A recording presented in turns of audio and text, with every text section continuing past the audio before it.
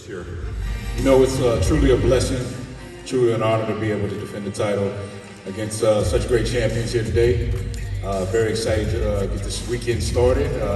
I appreciate all the people that were able to come out and support the event, and all you guys watching on the pay-per-view. Thanks for tuning in. Make sure you tune in to prejudging and finals, because we're going to put on a hell of a show. Well, Brandon, you took a little bit of flack last year, which I thought was very unfair, because we did not have the full lineup as it was. We were missing some names, some contenders. And, you had to deal with some of that. Unfortunately, these athletes these days got to deal with social media, which is not something the past champs. Jay, I think you just kind of caught social media towards the end of your run, so you didn't have to really deal with it a whole lot. But you guys do.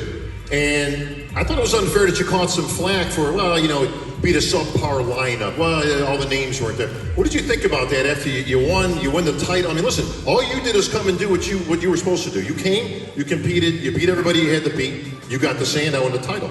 What did you think about that? Well, my history in bodybuilding is, been one of a lot of noise, There's been noise always around, no matter what you accomplish, no matter what you don't accomplish. So, I won. And, you hear a little noise, but the fact of the matter is I won. And I'm written in the history books. So it's a blessing. I don't take it for granted. And there's nothing anybody can say or do to take that away from me. Well, Sean, in lieu of this, I felt bad for you, Brandon. I really did. And I felt so bad that I thought to myself, you know what we got to do? We got to bring somebody back just to make Brandon feel a little bit better about the win and competing. And so we got this guy. He's new to the stage. Please welcome Phil Heath.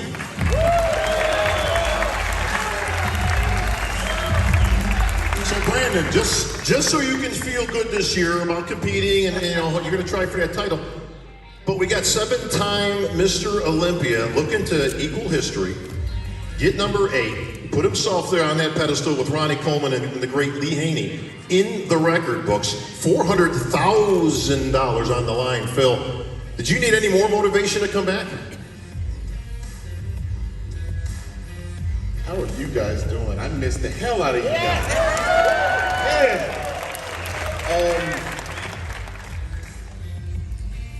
None of that was why I came back.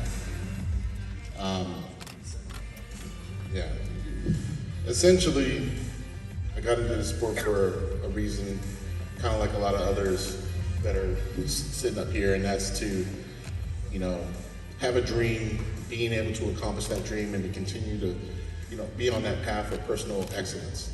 And along that journey, I learned a lot. And the best thing that happened to me was actually losing in 2018. That was the best thing that happened to me. And then taking a step back, getting recovered, and then being able to really focus on the mastery of myself as a man, not just a bodybuilder. When I was able to watch the show last year, I was able to find that spark. And that was something that I thought, wow, that's all I needed.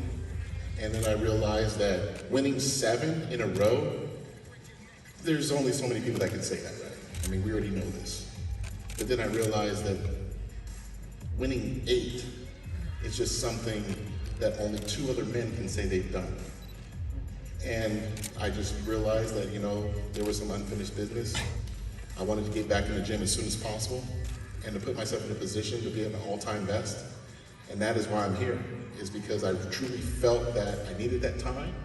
I needed those situations to happen and to be a living vessel to let everyone know that you can get knocked down and get back up and you can come back better, not just with your muscles, but with your mind, body, and spirit. And that is why I'm here. And I'm so freaking excited. I've kept everything under wraps, but I am the gift. So you know what's gonna happen come tomorrow. I'll be able to show you what's going on, because everybody's gonna want to know what's going on. And that's what I'm here to do, is to unveil that gift and to put on a great show. Everybody up here belongs here. They've all had a tremendous amount of adversity, and I will applaud each and every one of you, men and women, because training during a freaking pandemic, we all have had our share of craziness. But we're here for all the same purpose, and that's to walk away as a champion. And I'm here to walk away as an iconic figure in this sport that I love. Now, Phil, if I'm not mistaken, I try to keep up on my homework and all, but isn't it your birthday tomorrow? Yes.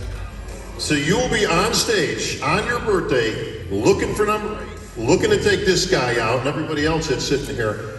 Now, in all fairness, because I do my homework, Sean, unlike yourself, and I put some stats together, there's not a gentleman on this stage or in the show who's ever gotten to 1 point off of Phil Heath. Dexter did, but that was like Yeah, we're not counting that though. Don't worry about that. 2009. Yeah, that's so old. We're not even gonna go there, you know. But we'll get to Dexter in a minute. But you get the idea. Absolutely. So you're back. Title coming. You gonna put yourself up there with Ronnie Coleman and Lee Haney? You taking these guys out, Phil? You're not one short for words, brother. What's coming? Essentially, I'm just here to be at my all-time best. I don't really have to explain it very much. I've allowed myself the opportunity to be at my best. I've done that work. I've got 7 freaking Sandals in my goddamn house. And I want 8. And I've done something that no one else has ever done in the sport. I have 3 different types of Sandals. I have the original, I have the 50th, and I have that. And I look to be a Sandal collector for a long time. So, yes, I put in the work. I don't really have to talk much about it. You guys know what I'm about. I'm about that life. And I'm about this life and getting it done.